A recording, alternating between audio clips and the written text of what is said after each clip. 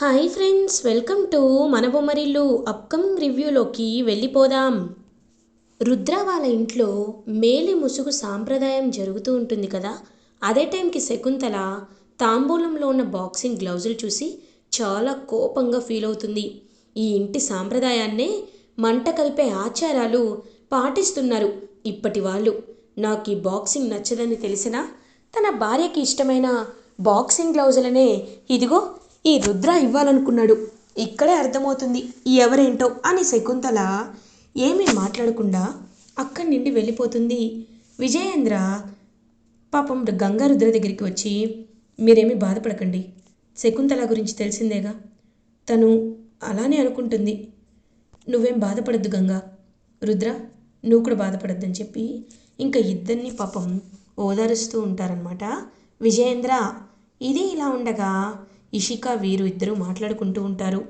No doubt boxing gloves పెడితే ఇంకా వైల్డ్గా react అవుతారనుకుంటే ఏమీ అనకుండా అక్కడి నుండి వెళ్ళిపోయారు.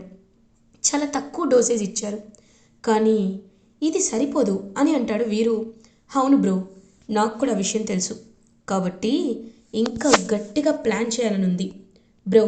నాదొక ఐడియా, ఎప్పుడూ మనలా కాదు వేరేలా ఆలోచిద్దాం, అప్పుడు నేనంటే ఏంటో తెలుస్తుంది, ఇప్పుడు చెప్తా నాగు అని చెప్పి అలా ఇంకా బయలుదేరుతుందనమాట. తనైతే ఇషిక ఎక్కడికి అని అడుగుతారు. వెయిట్ బ్రో అని చెప్పి ఇంకా వెంటనే బయలుదేరి అక్కడ ఉన్న చీరను తీసుకుంటుంది.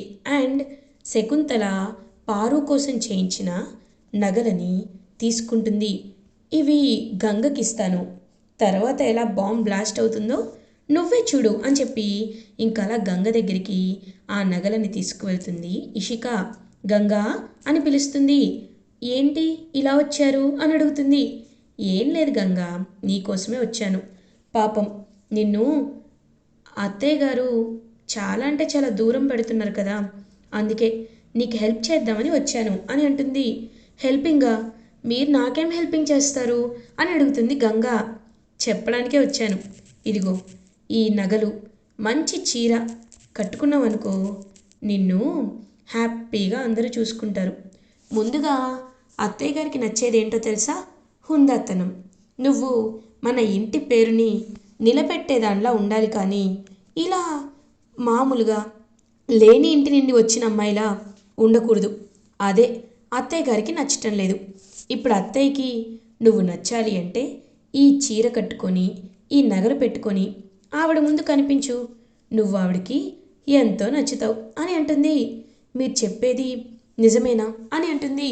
అయ్యో, నేను వచ్చినప్పుడు కూడా అంతే, ఇలాగే జరిగింది, అందుకే నీకు కూడా చెప్తున్నాను, నువ్వు ఇలాగే ఉండు అని చెప్పి ఇంకా గట్టిగా చెప్పడంతో సరే మీరు చెప్పినట్టే చేస్తాను అని పాపం అలా వెళ్తుందన్నమాట.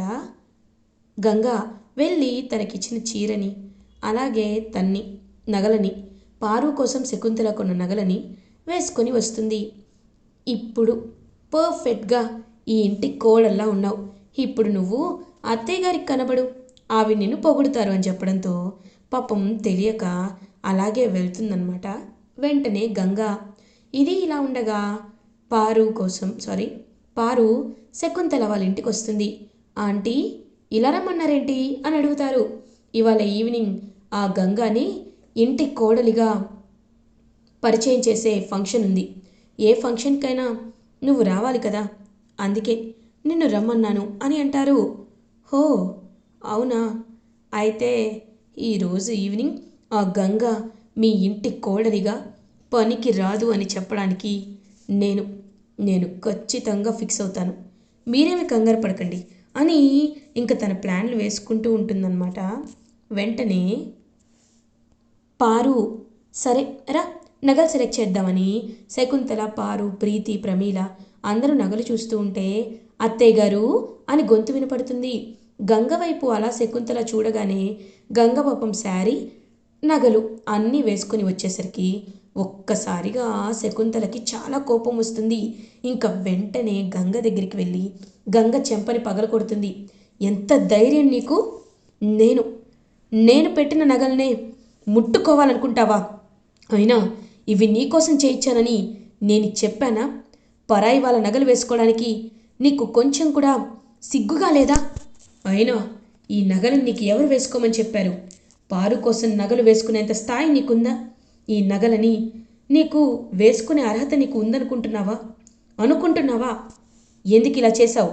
నిన్ను ఇలా కాదు, నిన్ను కొట్టాలి అని చెప్పి ఇంకొకసారి అలా చెయ్యెత్తి కొట్టబోతుంటే ఒక్కసారిగా అక్కడికి వచ్చి అడ్డుకుంటాడు రుద్ర. రుద్ర గంగకి అండ్ తనకి శకుంతలకి మధ్యలో ఉంటాడు. ఉండి ఇద్దరి వైపు చూస్తూ ఉంటాడు. ఎందుకు ఎందుకు పెద్దమ్మ తనని కొట్టాలనుకుంటున్నారు అని అడుగుతారు. ఏం చేస్తున్నావు? అది ఏం చేస్తుందో చూసావు కదా. ఈ గంగకి ఇంటి కోడలుగా ఉండే లక్షణం ఒక్కటంటే ఒక్కటి కూడా లేదు. అందుకే తనకి బాధ్యతలు నేర్పించాలి. పరాయి వాళ్ళు నగలని, పరాయి వాళ్ళు పర్మిషన్ లేకుండా చేసే పనులని ఏమంటారు చెప్పు అని అంటారు. చూడండి, తను పరాయి వాళ్ళ సొమ్ము ఆశపడే రకం కాదు. తను తెలియక ఈ తప్పు చేసుంటుంది. మీ మెప్పు పొందాలనే గంగ ఇలా నగలని వేసుకుని ఉంటుంది. అంతేకాని ఏదో తను గొప్పదని చెప్పుకోవడానికో లేకపోతే తన్ని మీరు మెచ్చుకోకుండా తిట్టాలనో కాదు. పాపం గంగ తెలియకుండా చేసిన తప్పుని మీరే కదా పెద్దమ్మ క్షమించాలి అని అంటాడు రుద్ర. అవును, ఈ గంగ వచ్చాక నీకు కూడా బాగా ఎదురు చెప్పడం ఎక్కువైపోయింది రుద్ర. నా నా మాట అంటే ఎవ్వరికీ లెక్కలేదు అని అంటుంది శకుంతల. అప్పుడే విజయేంద్ర వచ్చి, చూడు శకుంతల, నీ మాటని ఎప్పుడూ అందరూ గౌరవిస్తూ ఉంటారు, కానీ నువ్వే ఆ గౌరవాన్ని తీసుకుంటున్నావు. అయినా ఇప్పుడు గంగ ఈ ఇంటి పని మనిషి కాదు, ఈ ఇంటి కోడలు. ఈ ఇంటి కోడలు నగలు పెట్టుకుంటే ఏమైంది? ఎందుకు నువ్వు తనని అలా మాట్లాడుతున్నావు? ఈ ఇంటి కోడలికి మన నగలు వచ్చే అవకాశం ఉండదా? మన నగలని తను పెట్టుకునే హక్కు ఉండదా? అయినా ఆ నగలని నువ్వు పారు కోసం కొన్నావు. ఎందుకు? తను ఈ ఇంటి కోడలవుతుందేమోనని కొన్నావు. కానీ తను ఈ ఇంటి కోడలు అవ్వలేదు కదా. ఈ ఇంటి కోడలి కోసం నగలు కొన్నప్పుడు ఈ ఇంటి కోడలు వేసుకుంటే నువ్వింతలా ఎందుకు ఇరిటేట్ అవుతున్నావో నాకైతే అర్థం కావట్లేదు. నీ ప్రవర్తన చాలా వింతగా అనిపిస్తుంది అని అంటారు విజయేంద్ర. అనండి, అందరూ నన్నే అనండి. ఇదిగో ఇది వచ్చాక అందరికీ నాపై రెస్పెక్ట్ పోయింది. చి అని అక్కడి నుండి అయితే వెళ్ళిపోతుంది శకుంతల. పాపం గంగ ఒక్క నిమిషం అండి అని అంటుంది. ఇంక శకుంతల అలా చూస్తూ ఉంటుంది. అమ్మగారు ఒక్క నిమిషం అని లోపలికి వెళ్ళి ఇంకా పాపం తన ఒంటి మీద ఉన్న నగలన్నీ తీసి శకుంతలకి ఇచ్చేస్తుంది గంగ. అమ్మగారు, మీ నగల కోసము లేకపోతే ఈ ఇంటిని నేను ఉన్నతంగా చూసుకోవాలని నేను అనుకోలేదు. మీ నగల కోసము, మీ పేరు కోసము నేను ఈ ఇంటికి కోడలిగా అడుగు పెట్టాలి అని అనుకోలేదు. రుద్ర సార్ భార్యగా నేను ఈ ఇంట్లో అడుగు పెట్టాలి అనుకున్నాను. రుద్ర సార్ ఎక్కడ ఉంటే అది నా ఇల్లు అవుతుంది. ఒకవేళ రుద్ర సార్ పూరి గుడిసెలో ఉన్నా నేను ఆ గుడిసెకి వెళ్తాను. బంగ్లాలో ఉన్నా బంగ్లాకి వెళ్తాను. ఎక్కడ ఉన్నా అక్కడికి వెళ్తాను. నేను ఇచ్చే గౌరవం ఈ ప్యాలెస్లకి నగలకి కాదండి, మనుషులకి మాత్రమే నేను గౌరవాన్ని ఇస్తాను. అలాగే మీ గౌరవాన్ని కూడా నేను కాపాడాలని, మీ దగ్గర గౌరవం తెచ్చుకోవాలని ఆ నగలని ముట్టుకొని వేసుకున్నాను. కానీ లేకపోతే నాకు ఆ నగలపై ఆశే లేదండి, ఆశే లేదు. కానీ మీరు ఆ విషయాన్ని అర్థం చేసుకోకుండా నన్ను అపార్థం చేసుకొని నగల కోసమే నేను ఇదంతా చేశానని చాలా చాలా పెద్ద మాటలు అన్నారు. ఈ మాటలకి నేను చాలా బాధపడ్డాను అమ్మగారు. కాబట్టి ఈ నగలని మీరే తీసుకోండి. నేను నగల కోసం రాలేదని ఇప్పటికైనా అర్థం చేసుకోండి అని పాపం నగలని ఇంకలా గంగ శకుంతల చేతిలో పెట్టేసి అక్కడి నుండి వెళ్ళిపోతుంది. రుద్ర, చూసారా పెద్దమ్మ, అది గంగ క్యారెక్టర్ అంటే. ఇప్పటికైనా గంగ ఎంత మంచిదో అర్థం చేసుకోండి అని చెప్పి అక్కడి నుండి వెళ్ళిపోతాడు రుద్ర. ఇంక శకుంతల నగలని విసిరికొట్టి ఛీ అనుకొని అక్కడి నుండి వెళ్ళిపోతుంది. ఇది ఇలా ఉండగా ఈవినింగ్ అవుతుంది. గంగా రుద్రకి ఇంకా కోడల్ని కొత్త కోడల్ని పరిచయం చేసే ప్రోగ్రాం అయితే రిసెప్షన్ అయితే స్టార్ట్ అవుతుంది. ఇంకా అందరూ పెద్ద ముత్తైదువులందరూ వచ్చి గంగని చూడ్డానికి హ్యాపీగా బయలుదేరి వస్తారు. అదంతా చూస్తూ ఇంకా చాలా అంటే చాలా ఇరిటేటింగ్గా ఫీల్ అవుతూ ఉంటారు ఇషిక, వీరు. అప్పుడే కరెక్ట్గా విజయేంద్ర శకుంతల దగ్గరికి వచ్చి, శకుంతల, నువ్వు చేసింది తప్పు. మన ఇంటి కోడల్ని కొట్టడం తప్పు. ఆ తప్పుకి నువ్వే క్షమాపణ ఒప్పుకుంటూ ఎలా అయినా తనని నువ్వే పిలవాలి, తనని కుందనపు బొమ్మలా నువ్వే తయారు చేయాలి అని అంటారు. ఏంటి, తనని నేను తయారు చేయాలా? నేనెందుకు తయారు చేయాలి? నాకేం అవసరం అని తయారు చేయాలి? నేను తయారు చేయను అని అంటుంది. నువ్వు చేయకపోతే అది కరెక్ట్ కాదు. మన ఇంటి పరువుని నీ చేత్తోనే తీసిన దాన్ని అవుతావు. నీ చేత్తోనే నగలు ఇచ్చి తనని తయారు చేసి కిందకి తీసుకురా శకుంతల. నీకోసం మేమందరం ఎదురు చూస్తూ ఉంటాం అని విజయేంద్ర అక్కడి నుండి వెళ్ళిపోతారు. ఛ, కొత్త కోడలు సాంప్రదాయాలని నా నోరు కట్టేస్తున్నారు అని ఇంకలా గంగ దగ్గరికి శకుంతల వెళ్తుంది. అమ్మగారు, ఇలా వచ్చారేంటి అని అడుగుతుంది. ఏం చేస్తాం, మా ఆయన ఆర్డర్ వేశారు. ఈ మహారాణిని ఇప్పుడు నేను రాణిలా డెకరేట్ చేయాలి. అది నా ప్రయత్నం, నా వంతు. కాబట్టి తప్పదు, చెయ్యాలి అని ఇంకలా కూర్చోమంటే, వద్దమ్మగారు, వద్దు. మీరు ఇబ్బంది పడుతూ నన్ను తయారు చేయాల్సిన అవసరమే లేదు. నేను పెద్దోరికి ఏదో ఒకలా నచ్చి చెప్పుకుంటాను.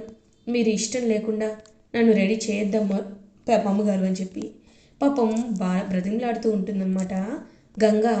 ఏమో నీ ఇష్టం అని చెప్పి అక్కడి నుండి శకుంతల వెళ్ళిపోతుంటే పాపం మామూలు శారీ కట్టుకొని నార్మల్గా వస్తుంది గంగా. పెద్దింటి కోడలు అనుకున్నాం, కానీ ఎంత సింపుల్గా ఉందో అని ఇంకా వాళ్ళందరూ మాట్లాడుకుంటూ ఉంటారు. అలా శకుంతల మాత్రం కనీసం ఇదైనా వేసుకో అని చెప్పి ఇస్తూ ఉంటుంది. నేను వేసుకోను అని అంటే, సరే ఇదిగోండి, ఇవి తీసుకోండి. అమ్మ రుద్ర, గంగా ఇటు రండి అని పిలుస్తారు పాపం విజయేంద్ర. ఇంకా వెంటనే గంగా రుద్ర వస్తారు. రుద్ర, ఇదిగో, ఇది నేను గంగ కోసం స్పెసిఫిక్గా తీసుకున్న నెక్లెస్. ఈ నెక్లెస్ని నీ చేత్తో నువ్వు గంగ మెడలో వేయాలి, సరేనా అని అంటారు. అలాగే పెదనాన్న అని తన చేత్తో గంగ మెడలో నెక్లెస్ని వేస్తాడు రుద్ర. అదంతా చూసి అందరూ హ్యాపీగా క్లాప్స్ కొడుతూ ఉంటారు. ఇంకా అలా రుద్ర అయితే ఎంతో హ్యాపీగా గంగ వైపు చూస్తూ ఉంటారు. పాపం గంగ మాత్రం మా అమ్మ ఏం చేస్తుందో, ఎలా ఉందో అని చెప్పి చాలా అంటే చాలా బాధపడుతూ ఉంటే అప్పుడే రుద్ర, ఏంటి, ఎవరి గురించి ఆలోచిస్తున్నావు అని అడుగుతారు. "ఆ, ఏం లేదు సార్" అని అంటుంది. నాకు తెలుసు నువ్వు ఎవరి గురించి ఆలోచిస్తున్నావో, మీ అమ్మగారి గురించే కదా అని అంటారు. "ఆ, అవును సార్" అని అంటుంది. లక్ష్మి గారు, అత్తయ్య గారు అని పిలుస్తాడు. వెంటనే అలా అక్కడి నుండి వస్తుందన్నమాట పాపం లక్ష్మి. ఇంకా లక్ష్మిని చూసి ఎంతో హ్యాపీగా ఫీల్ అవుతుంది గంగా. అమ్మా, అమ్మా అని చూస్తూ ఉంటే, అమ్మ ఎలా ఉన్నావే అని అడుగుతుంది. అమ్మ, నిన్ను చూసి నాకు చాలా బాధేసింది తెలుసా, అందుకే నిన్ను ఎలా అయినా కాపాడుకోవాలని నేను పని చేయడానికి రెడీ అయ్యాను అని అంటుంది. లేదమ్మా, నువ్వెలాంటి పని చేయాల్సిన అవసరం లేదు. ఎందుకంటే నేను ఇప్పుడు బాగానే ఉన్నాను. ఇదిగో రుద్రబాబే నాకు మందులు కొనిచ్చారు. నేను ఎంత వద్దన్నా రుద్రబాబు ఆపలేదు. అది మాత్రమే కాదు, నాకు ఆపరేషన్ చేయించడానికి కూడా హాస్పిటల్లో డబ్బులు కట్టేశారంట అని అనడంతో ఒక్కసారిగా షాక్ అయిపోతుందన్నమాట పాపం. తనైతే గంగ అలా చూస్తూ ఉంటుంది. మీరు చెప్పేది అని అంటుంది. అవును గంగా, నేను నీది నాది వేరు వేరు కుటుంబం అనుకోవటం లేదు, మన ఇద్దరిది ఒకే కుటుంబం అనుకుంటున్నాను. అందుకే నేను అత్తయ్య గారికి ఆపరేషన్ చేయించాలి అనుకుంటున్నాను అని చెప్పడంతో ఒక్కసారిగా ఇంకా చాలా అంటే చాలా హ్యాపీగా ఫీల్ అవుతారనమాట. చక్కగా గంగా వెంటనే రుద్ర చేతులు పట్టుకొని, మీరు మీరు నన్ను ఎంత ఎంత నా మనసు గెలుచుకున్నారంటే, మీరు నా రాకుమారుడని ఎప్పటి నుండో అనుకున్నాను. అదే నిజమైంది. మీ రుణం నేను ఎప్పటికీ తీర్చుకోలేను అని పాపం అలా రుద్ర చేతులు పట్టుకొని థ్యాంక్స్ చెప్తూ ఉంటుందన్నమాట గంగా. ఇంకా రుద్ర, గంగా చెప్పాను కదా మనం ఒక ఫ్యామిలీ, ఇకపై నువ్వు బాక్సింగ్ పైనే కాన్సన్ట్రేట్ చేయాలి, అర్థమైంది కదా అని అంటారు. అలాగే అర్థమైంది అని పాపం కన్నీళ్ళు తుడుచుకుంటూ ఉంటుందన్నమాట. అలా గంగా గంగా రుద్ర ఇద్దరు ఎంతో హ్యాపీగా ఉంటారు. అదంతా చూసి పారు చాలా అంటే చాలా ఇరిటేటింగ్గా ఫీల్ అవుతుంది. ఛీ, ఇలా అవుతుందని నేను అస్సలు అనుకోలేదు అని చాలా కోపంగా చూస్తూ ఉంటుందన్నమాట పారు. ఇలా ఎపిసోడ్ ఎండ్ అవుతుంది. ఫర్దర్ ఎపిసోడ్ రివ్యూస్ ముందుగా మీకు కావాలి అనుకుంటే మా ఛానల్ని సబ్స్క్రైబ్ చేసుకోండి. Thanks for watching.